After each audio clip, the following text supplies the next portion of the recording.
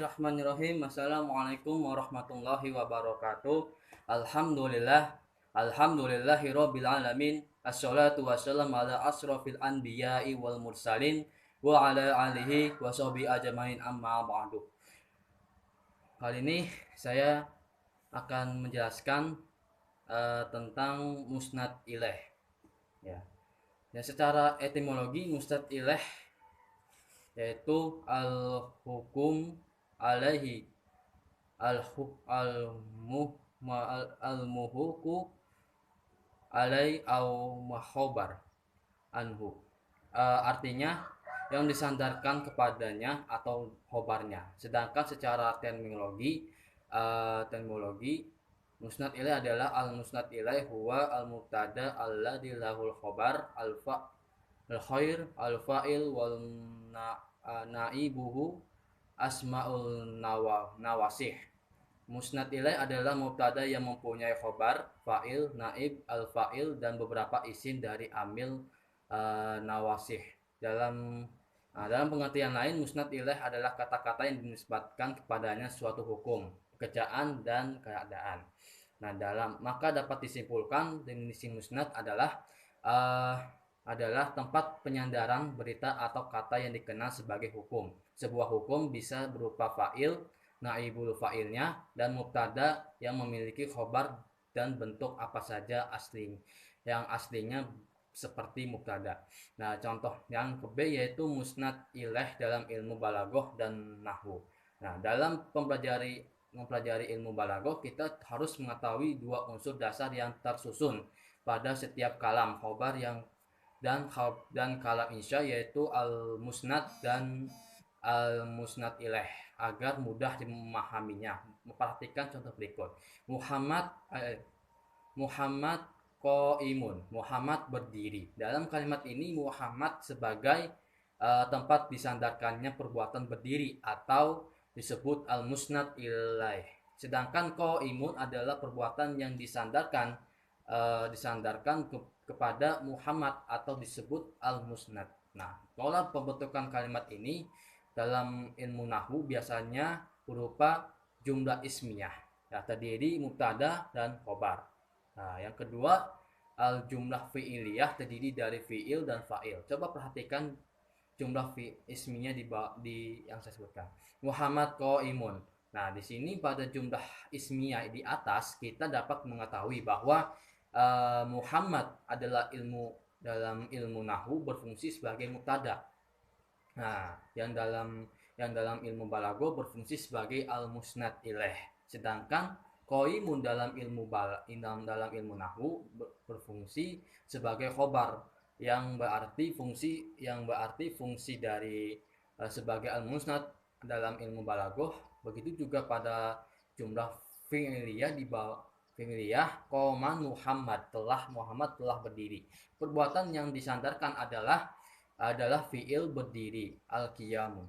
Adapun tempat tersandarnya perbuatan berdiri adalah fa'ilnya, yaitu Muhammad, yang dikenal sebagai al-musnad ilaih. Posisi musnad ilaih pada kalimat tersebut pada tempat-tempat berikut. Pertama, khatamallahu ala qulubihim, Allah telah menutup hati mereka. Terus yang kedua naibul fa'il. Naibul fa'il ini dalam contoh kataba alaikum syiyam, kutiba alaikum syiyam, diwajibkan atas kamu berpuasa. Yang ketiga yaitu mubtada yaitu dalam contoh Allahun nurus samawati wal ard, Allah memberi cahaya kepada langit dan bumi. Tadi apa ya? Oh iya benar. Di situ yang keempat isim kana dan sejenisnya. Contoh wa kana Allahu aliman hakiman, dan Allah Maha mengetahui dan Maha bijaksana. Yang kelima isim inna dan sejenisnya. Dalam contoh innal munafiqil lukazibun, sesungguhnya orang-orang munafik itu benar-benar orang pendusta. Yang keenam maf'ul pertama, yaitu donna dan sejenisnya. Dan contoh donna ustadul Muhammad ghaibun, ustad telah mengira bahwa Muhammad absen. Di sini terus maf'ul kedua dari ro'a dan sejenisnya, yaitu dalam contoh ro'a itu al-tolabal mujtahidin fi darosatihim. Saya melihat sesungguhnya murid-murid itu rajin dalam pelajaran mereka. Nah, yaitu yang C, penyebutan musnad ilaih dan bahasa dan rahasia balaghahnya.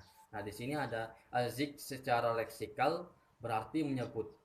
Sedangkan dalam terminologi ilmu balago, azik adalah menyebut musnad ilaih. Azik merupakan balikan dari al-haz. Ya, contoh al ustad ja'a jawab la minal sa'il man ja'a, ustad telah datang. Apakah jawabannya dari yang bertanya? Siapa yang datang? Nah, terus yang pertama ya di sini ada praktek mempunyai beberapa tujuan, yaitu al idoh wal yang pertama al idoh wal fa'al tafrik, dan menjelaskan dan membedakan.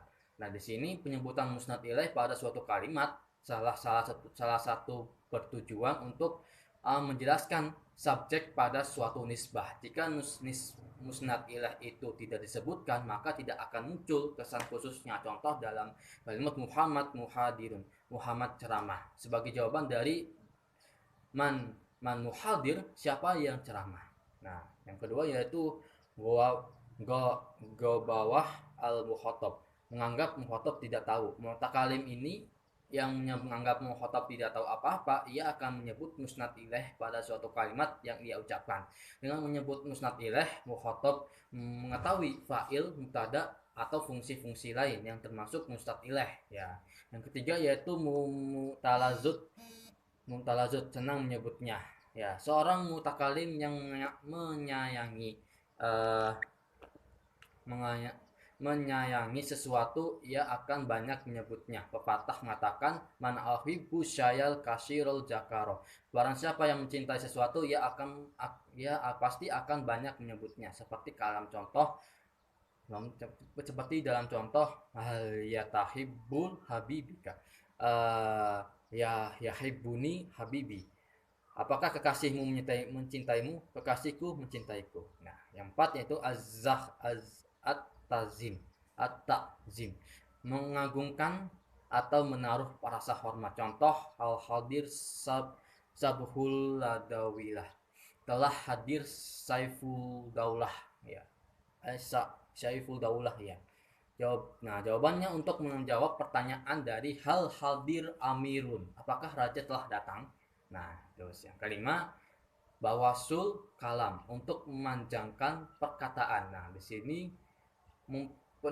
penebutan musnad ilaih dengan tujuan untuk memanjangkan perkataan agar tidak terjadi kesalahpahaman.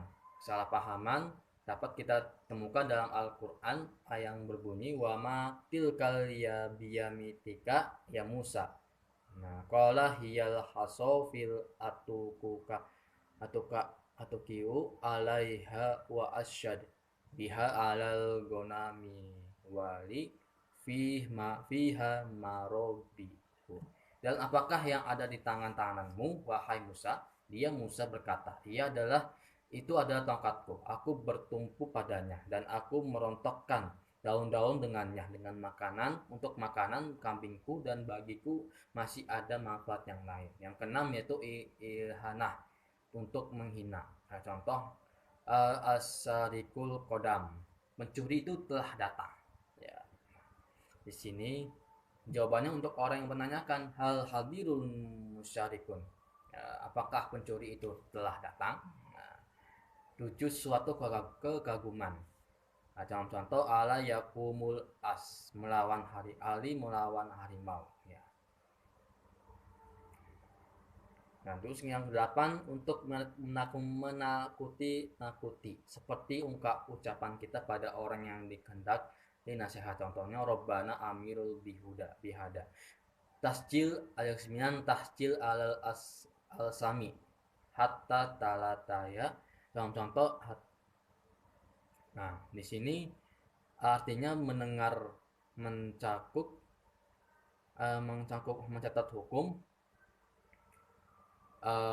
hukum di muka hakim agar tidak mudah bagi pendengar untuk mengingkarinya. Contohnya dalam hal aqra'ul Zaid bihadil alaihil kaza.